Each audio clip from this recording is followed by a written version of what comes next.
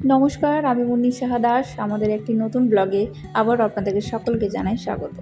আশা করি আপনারা সকলে খুব ভালো আছেন, সুস্থ আছেন আর খুশিও আছেন।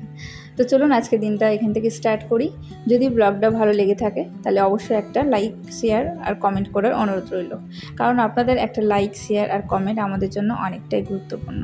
তো চলুন আজকে দিনটা এখান থেকে স্টার্ট করি। আপনারা দেখতে পাচ্ছেন যে আমরা বেরিয়েছি, রাস্তায় রয়েছি। অ্যাকচুয়ালি আমরা যাচ্ছি পশ্চিম মেদিনীপুরে। তো তোমরা এর আগের ব্লগ যারা আমার দেখেছো, কন্টিনিউ দেখছো, তারা অবশ্যই বুঝতে পারবে যে পশ্চিম মেদিনীপুরে কে থাকেন। তো চলো আমি আরেকবার তোমাদের বলে দিই। ওখানে অ্যাকচুয়াল পশ্চিম মেদিনীপুরে আমার জেঠু শ্বশুর থাকে।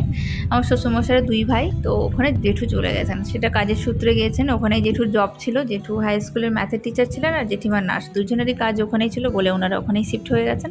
আমার শাশুড়ি মা আমার বিয়ের আগে থেকেই ওখানেই গয়নাগাটি কেনা হয় তার। তো আমার বিয়ের গয়নাগাটিগুলো সেখান থেকেই কেনা। তো আমরাও এখন যা কিছু নিই সেটা পশ্চিম মেদিনীপুর থেকেই, তানিক্স থেকে নেওয়া। আমি বলেছিলাম তোমাদের সবাইকে যে আমাদের অ্যানিভার্সারিতে আমাদের এসডি বাবু আমাকে কিছু গিফট করেছেন। তো সেটা আমাদের অক্ষয় তৃতীয়াতে নিতে যাওয়ার ডেট ছিল, বাট আমরা যেতে পারিনি। তাই জিনিসটা ওখানে রাখা রয়েছে। তাই ভেবেছিলাম যে সময় করে একদিন গিয়ে নিয়ে আসতে হবে, কিন্তু সময় আর হয়ে উঠছিল না। তাই দুজনে কাজে ব্যস্ত ছিলাম বলে যাওয়া হয়ে উঠছিল না। আজকে দুজনেই ভেবে রেখেছি যে আজকেই যাবো। দিনটাও মোটামুটি আজকে ভালো রয়েছে, আজকে শুক্রবার দিন। তো ভাবলাম চলো গিয়ে নিয়ে আসি। আজকেও কাজ রয়েছে ভীষণ, কিন্তু দুজনে ছুটি করে আজকে বেরিয়েছি। বাসেই যাচ্ছি, কারণ সকাল সকাল ট্রেনে যাওয়ার কথা ছিল, সেটা সকালে যেতে পারিনি, উঠতেই পারিনি ঘুম থেকে। তাই বাসেই যাচ্ছি। চলো দেখতে দেখতে আমরা মেদিনীপুরেও পৌঁছে হয়ে গেছি। টোটোতে রয়েছি, এখন যাচ্ছি তানিস্কের দিকে। তো চলো কি নিচ্ছি না নিচ্ছি সবই তোমরা দেখতে পাবে।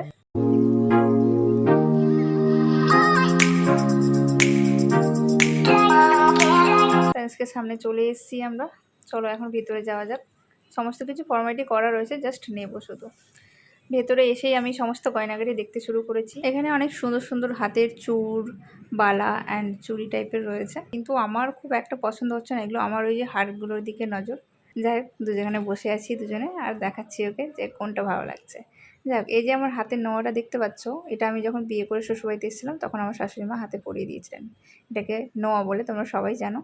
এটা পরে আছি সেদিন থেকে, কিন্তু বারবার খুলে যায়। তো সেটা আমি ঠিক করব এখন। এখান থেকে তানিক্স থেকে সেটা নেওয়া, তাই ওনাদেরকে বললাম যেটা বারবার খুলে যাচ্ছে। ওনারা বললেন যে ঠিক করে দেবে। এই হচ্ছে সেই গিফট যেটা আমাকে আমাদের এসডি বাবু অ্যানিভার্সারির দিন গিফট করেছেন। সেটা তোমরা তো জানো যে আমরা অ্যানিভার্সারির সময় দার্জিলিংয়ে ছিলাম। সেটা ফোনে ফোনে বুক করা হয়, ফোনেই পছন্দ করা হয়। তো শুধু নিতে যেতে পারিনি, তাই সমস্ত ফর্মালিটি উনি ফোনে ফোনেই করে রেখেছেন। তো আজকে সেটা নিতে এসেছি। জানি না কেমন হয়েছে, তোমরা অবশ্যই কমেন্টে জানিও যে কেমন হয়েছে, কেমন লাগছে তোমাদের দেখতে। এটা হচ্ছে আমাদের এসডির পছন্দ। অনেকগুলো ডিজাইন ছিল, বাট এই ডিজাইনটাই ওনার পছন্দ হয়েছেন, জানি না কেন। ভাবলাম ওর পছন্দের একটা জিনিস নিয়ে। আমার মোটামুটি ভালো লাগছে। হাতের মধ্যে আমি তো পরতে পারি না, উনি আমাকে পরিয়ে দিচ্ছিলেন। একদম পারফেক্ট সাইজ আছে, দেখে নিন এবার। ঠিকঠাক একদম। এটাও পরিয়ে দিতেন বা হাতে ক্রিম দিয়ে পরবেন।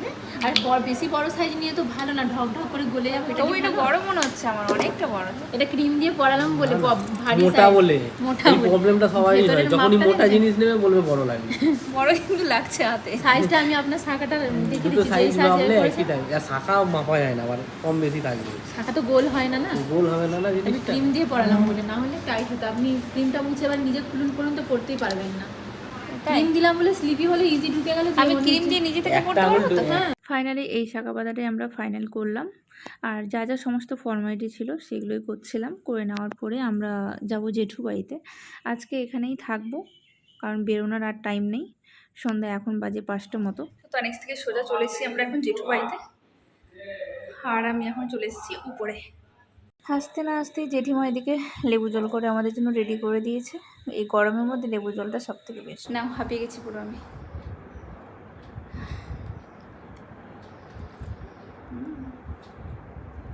জেঠিমা জিজ্ঞেস করছে এখন কি লাঞ্চ করবে, ভাত খাবে? না, আজকে আমরা এখানে স্টে করবো রাতটা, সকাল সকাল বেরোবো, তাই তো? আজকে জেঠু বাড়িতে থাকবো, কালকে যাবো। বাজে এখন 5:30 মতো, আর আমি ফ্রেশ ট্রেশ হয়ে চলে এসেছি একটু ছাদে। ভাবলাম অনেকদিন পরে জেঠুর হাতের লাগানো গাছগুলোকে দেখতে পাবো, আর তোমাদেরকেও দেখাবো যে জেঠুর ছাদটা কেমন রয়েছে। এখানে দেখো পুঁই শাকের গাছও লাগিয়েছে, অনেক ধরনের গাছ রয়েছে এখানে। আম গাছও লাগিয়েছে টবের মধ্যে জেঠু। আর এখানে দেখো লেবুর গাছটা, কতগুলো লেবু ধরেছে, অনেক লেবু ধরেছে। একটা বালতির মধ্যে লাগিয়েছে। আর এখানে রয়েছে বেদানা গাছ, 3-4টে মানে বেদানা ধরেছে। কি সুন্দর, এতটুকু গাছটার মধ্যে কতগুলো ধরেছে, খুব সুন্দর লাগছে। এটাও একটা লেবুর গাছ, বাট এর মধ্যে এখনও লেবু ধরেনি। এই গাছটাতে ধরেছে, ছোটো ছোটো রয়েছে অনেকগুলো। বাড়িতেও লেবুর গাছ আছে অনেক বড়, প্রচুর লেবু ধরেছে গাছে। গেলে তোমাদের ওখানকার লেবু গাছটা দেখাবো একবার। এখানে দেখো প্রচুর লেবু ধরেছে, খুব সুন্দর লাগছে দেখতে। এই টবের মধ্যে লেবু গাছ মানে অসাধারণ লাগে দেখতে। আর এদিকে দেখো কত রকমের গাছ, এত গাছকে তো আমি চিনি না, বাট যেগুলো চিনি সেগুলো। এখানে ওই তারা ফুলের গাছ রয়েছে, আম গাছকে টবে লাগিয়েছে যেটু, অ্যালোভেরা রয়েছে, অনেক রকমের গাছ রয়েছে। তো অনেক দিনের পুরনো এই লাগানো, দেখতে পাচ্ছ জায়গাটা দেখেই বুঝতে পারছো যে কত দিনের লাগানো।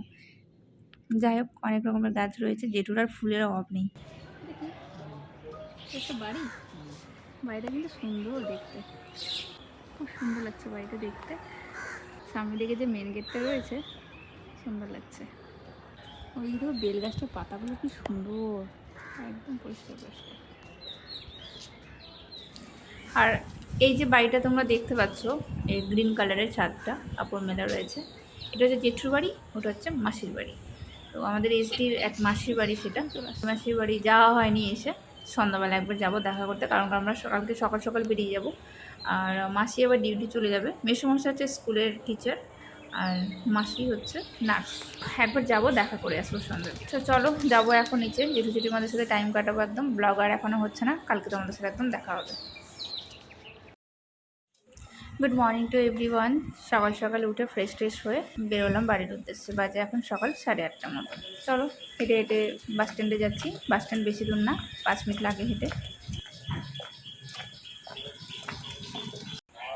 বাসে সিটও পেয়ে গেছি, পুরো বাসটাই ফাঁকা। দেখা হচ্ছে তোমাদের সাথে একদম বাড়ি গিয়ে।